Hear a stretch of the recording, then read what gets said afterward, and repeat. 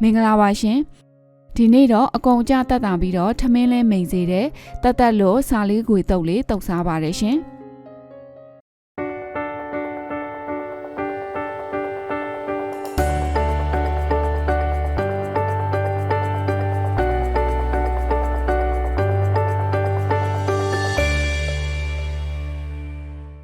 တုပ်တာကလည်းဘာမှခက်ခက်ခဲခဲမရှိပါဘူးကြက်သွန်လေးတအုပ်ကိုပပလှီးထားပြီးတော့ရေဆေးထားပါမယ်ခရမ်းချင်တဲ့နှလုံးကိုလည်းရေဆေးပြီးတော့ပပလှီးထားပါမယ်ရှင်ဒီစားလေးကိုတော်တော်များများကတော့တရေစာအနေနဲ့ဒီတိုင်းပဲစားကြတာများပါတယ်ဒီစားလေးကိုလေးကိုမှတရေစာလုံးမဟုတ်ပဲနဲ့အတုပ်ကလေးလိုမျိုးတုပ်စားလိုက်မယ်ဆိုရင်ထမင်းစားမိန်နဲ့ဟင်းကောင်းလေးတစ်ခွက်ဖြစ်သွားပါတယ်ရှင်အရင်ဆုံးစားလေးကိုအရသာလေးအရင်မြည်ကြည့်တာပါပြီးရင်တော့ပဲစီလေးဆမ်းပါမယ်ရှင်စားလေးကိုရလည်းစီနဲ့ကြော်ရတာဖြစ်လို့စီကိုတော့အများကြီးမထည့်ပါဘူးရှင်ဒီစားလေးကိုရအရသာပါပြီးသားမို့လို့စားလေးနည်းနည်းပဲထည့်ပါမယ်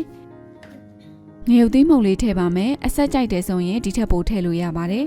စားနေရမှာငမြရည်ကိုထည့်လို့လည်းရပါတယ်ရှင်ကျမတော့တက်လို့သမားတွေပါစားလို့ရအောင်လို့စားလေးပဲသုံးတာပါတယ်ကြက်သွန်နီလေးထည့်ပါမယ်ရှင်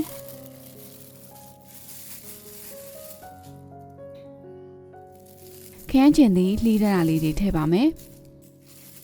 တံမြာသီးလေးကြိုက်တယ်ဆိုရင်တံမြာသီးညှက်ထည့်လို့လည်းရပါတယ်ရှင်ကျမတော့ခရမ်းချင်သည်ပါပြီးသားမို့လို့တံမြာသီးထည့်မထည့်တော့ပါဘူးပြီးပြီဆိုတော့နဲ့နှမ်းဆက်အောင်နေလိုက်ပါမယ်ရှင်ထမင်းဖြူလေးနဲ့ဟင်းလေးလိုပဲလုပ်ပြီးစား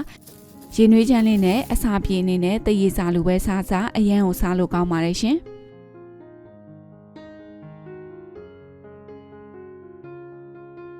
ဟင်းနေစားနေရတာရိုးနေပြီဆိုရင်တော့အပြောင်းလဲလေးဖြစ်အောင်ဒီလိုမျိုးလေးတုပ်စားကြည့်ပါရှင်